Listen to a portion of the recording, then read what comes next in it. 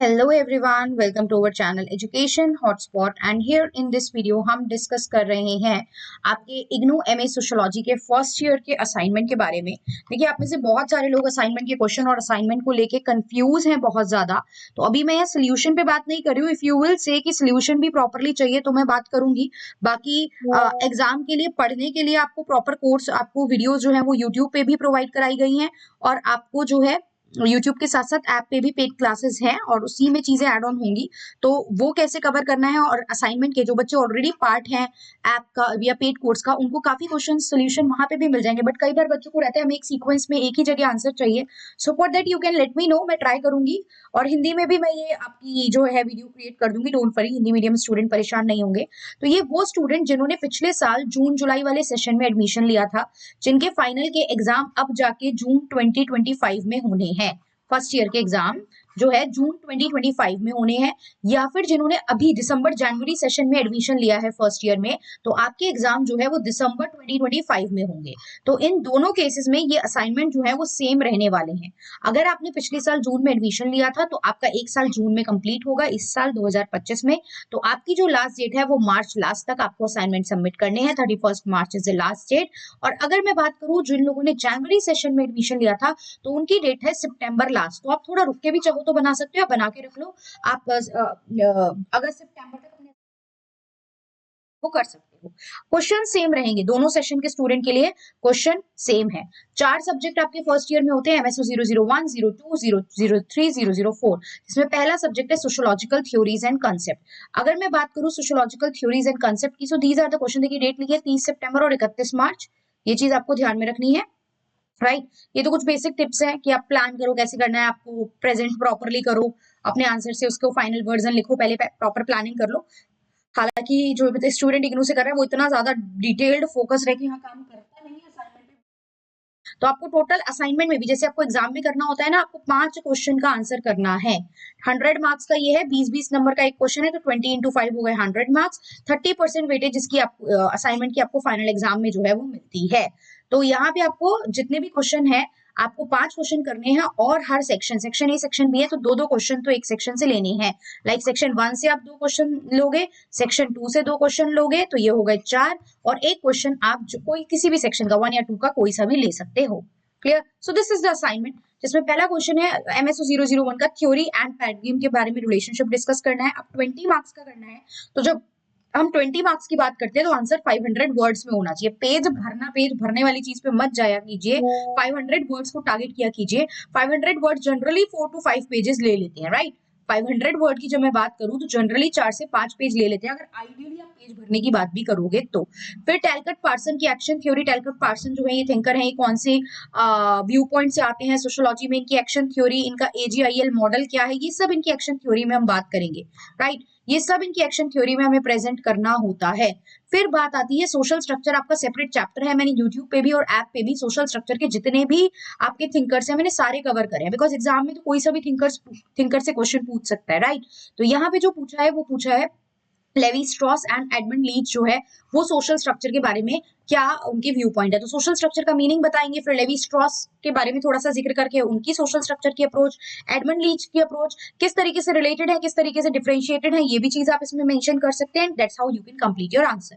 Fourth question है power क्या है और सोर्सेज ऑफ पावर का क्या है, पावर आप कहाँ कहाँ से डिराइव करते हो। अगेन पावर को लेके यूनिट है, पावर को लेके बहुत सारे थिंकर्स यहाँ पे डिस्कस किए गए हैं, B it marks, B it weber, multiple thinker की पावर की बात की गई है। अब इसने थिंकर रिलेटेड क्वेश्चन तो हमसे नहीं पूछा है, but what you can do, you can quote some, मतलब पावर के कुछ मीनिंग्स या कंसेप्ट थिंकर्स के थोड़े थोड़े आप यूज कर सकते हो। उसका मेन क्वेश्चन यहाँ पे थिंकर्स नहीं है, लेकिन आप yes you can quote the thinkers, you can use the name of the thinkers. Major आपको पावर और सोर्सेज ऑफ पावर बतानी है। क्लियर? फिर आता है सेक्शन सेकंड। सेक्शन सेकंड में पहला क्वेश्चन वो कह रहा है मॉडर्निटी को बताइए and Anthony Giddens concept of modernity को आपको एक्सप्लेन करना है। What exactly do you mean by modernity and Anthony Giddens modernity के बारे में क्या कहते हैं। सीधा क्वेश्चन है, मैं यहाँ सॉल्यूशंस पे बात नहीं कर रही हूँ, मैं सिर्फ क्वेश्चन अभी आप लोगों को बता रही हूँ। सिटीजनशिप और उसके डिफरेंट डिफरेंट टाइप्स क्या है, सिटीजनशिप भी एक एमएसओ 01 में सेपरेट यूनिट है। आइडेंटिटी एंड आइडेंटिफिकेशन में क्या रिलेशनशिप है। देखिए कई बार कुछ क्वेश्चन में थिंकर्स को लेके मैंने बोला डायरेक्ट नाम नहीं लिखा है, लेकिन लेकिन जब आप आइडेंटिटी पढ़ेंगे, आपको पता है ये मेरे MSO 01 का क्वेश्चन है, तो आइडेंटिटी कंस्ट्रक्शन को लेके कोई थिंकर आपके माइंड में आ रहा होगा, आपने पढ़ा होगा, मैंने आइडेंटिटी को लेके थिंकर से भी क्वेश्चन कराया हुआ है इन द पेड क्लासेस। तो आप इस तरीके के आंसर में उन थिंकर्स का पूरा आंसर नहीं, बट उनका कुछ व्यू पॉइंट जो है वो यहाँ पे मेंशन कर सकते हो ना, कि according to that particular thinker, उससे प्रेजेंटेशन पे एक एक्स्ट्रा इम्पैक्ट पड़ जाता है। फिर सीधा सीधा कार्ल मार्क्स का क्या पर्सपेक्टिव है क्लास के बारे में। कार्ल मार्क्स जो है वो क्लास स्ट्रगल की बात करते हैं, आपको पता होगा। कार्ल मार्क्स बिल्कुल कैपिटलिस्ट लोगों के अगेंस्ट थे एंड सोशलिज्म को फेवर करते थे।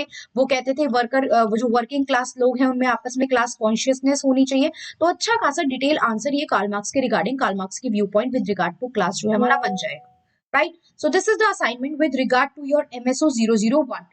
ये हमने किसके रिगार्डिंग देखा है, MSO 001 के रिगार्डिंग देखा है। Let's move to the question with regard to MSO 002। थोड़ा जल्दी आगे बढ़ते हैं क्योंकि अभी हम सिर्फ क्वेश्चन ही डिस्कस कर रहे हैं। MSO 002 research methodologies and method आपका सब्जेक्ट है, रिसर्च के रिगार्डिंग है, वही पैटर्न है, देखिए, राइट, वही पैटर्न है आपका यहाँ पे। अच्छा, यहाँ आपका थोड़ा सा 25 मार्क्स के क्वेश्चन असाइनमेंट में हमें दिए हुए हैं, तो हम देखते हैं। Answer any two of the following, section A में बोला है इनमें से कोई दो बताइए, दो का आंसर कीजिए। तो पहला है व्हाट इज फिनोमिनोलॉजी। आप बताइए, यहाँ पे मार्टिन हेडगर के अंडरस्टैंड कंसेप्ट को लेके, थिंकर का नाम सीधा दे दिया कि उनका क्या फिनोमिनोलॉजी को लेके जो है व्यू पॉइंट है। आपको कोई भी दो करनी है इसमें से, राइट, आपको कोई भी दो यहाँ पे प्रेजेंट करने हैं। तो पहला क्वेश्चन ये हो गया। फिर पॉजिटिविज्म एंड वो गिडन्स क्रिटिक ऑफ पॉजिटिविज्म, गिडन किस तरीके से पॉजिटिविज्म के क्रिटिक्स में बात करते हैं। तो पॉजिटिविज्म को पॉपुलर करने वाले जो है वो father of sociology Auguste Comte, यहां से ये व्यू पॉइंट आया। तो पॉजिटिविज्म क्या है, अगस्त कॉम्ट का व्यू पॉइंट क्या है, ये आप बताओगे। फिर व्हाई गिडन्स क्रिटिसाइज, या क्या थ्योरीज गिडन्स लेते हैं इसको क्रिटिसाइज करने के लिए। फिर कंपैरेटिव मेथड बताइए, जब आप डेटा कलेक्ट करते हैं रिसर्च के लिए एक इंपॉर्टेंट स्टेप होता है collection of the data. Collection of the data, research आपको करनी है तो आपको डेटा कलेक्शन एक इंपॉर्टेंट स्टेप होता है, और डेटा कलेक्ट करने के बहुत सारे अलग अलग मेथड्स होते हैं। Survey, questionnaire, interview, this and that, participant, non participant method, survey. तो यहाँ पे कंपैरेटिव मेथड क्या होता है और इसका स्कोप क्या है सोशल साइंस रिसर्च में। आप चाहो तो कुछ थिंकर्स के नाम भी यहाँ पे कोट कर सकते हो, चाहे वो वेस्टर्न थिंकर हो, मतलब कहानी नहीं बतानी उन थिंकर की। अगेन कंपैरेटिव मेथड का मीनिंग बताते हुए उनका नाम यूज करना है कि किस किस वेस्टर्न थिंकर ने कंपैरेटिव मेथड को यूज किया, और these are certain Indian thinker जिन्होंने कंपैरेटिव मेथड को अपनी स्टडी में यूज करा है।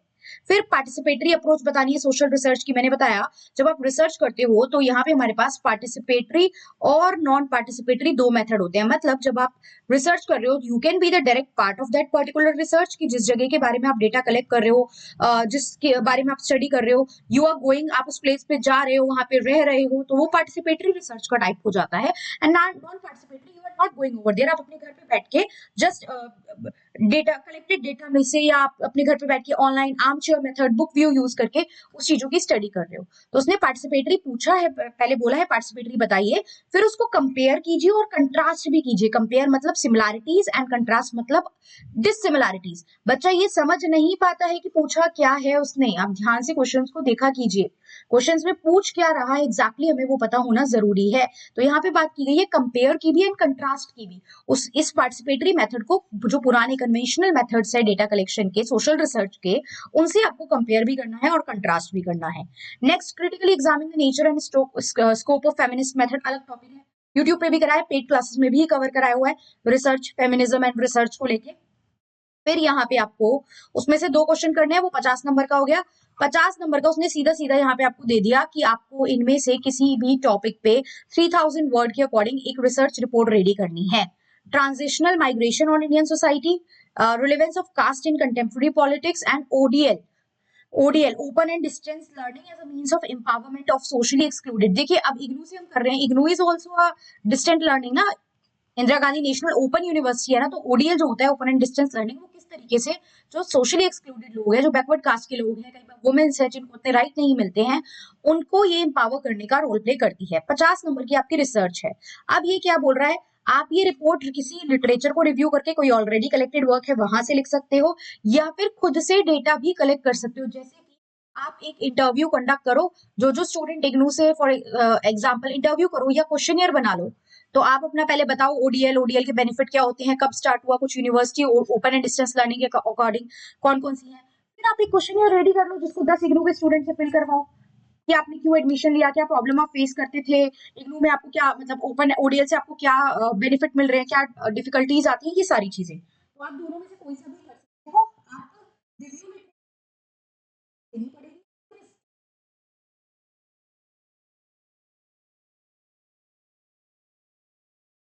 आर्टिकल ले लो जो टॉपिक आपने सेलेक्ट, वही ये नहीं कि 100 साल पुराने ले लोगे। फिर उसके अकॉर्डिंग आप रिव्यू आर्टिकल मतलब आर्टिकल को रिव्यू करो और अपनी जो मेथोडोलॉजीज फॉलो कर रहे हो उसके बेसिस पे अपनी रिसर्च करो। प्राइमरी कलेक्टेड सोर्स के लिए आपको 2 केस स्टडी तो लेनी ही पड़ेंगी। देखो केस स्टडी इसने बोल दिया कोई 2 केस स्टडी लो, इसमें आप कोई फेमस ओडीएल पर्सन की जो केस स्टडी है कुछ भी ये चीजें आप ले सकते हो और अपने जो सिलेक्टेड टॉपिक है उस पर रिपोर्ट जो है वो आपको रेडी करनी है। Clear? So this is the thing report के रिगार्डिंग। एमएसओ 2 के regarding MSO 003 sociology of development, यहाँ पे हम देखते हैं वही है 2 section, your answer any 5 question, ये 2 सेक्शन है, 2 सेक्शन है, एक सेक्शन से 2 तो लेने ही लेने हैं, टोटल 5 क्वेश्चन करने हैं। सबसे पहला क्वेश्चन सोशल चेंज क्या होता है और पर्सपेक्टिव क्या है सोशल चेंज के।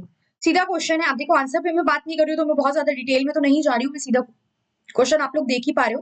कल्चरल डायमेंशन ऑफ ग्लोबलाइजेशन क्या है, ग्लोबलाइजेशन क्या है पहले ये बताना है।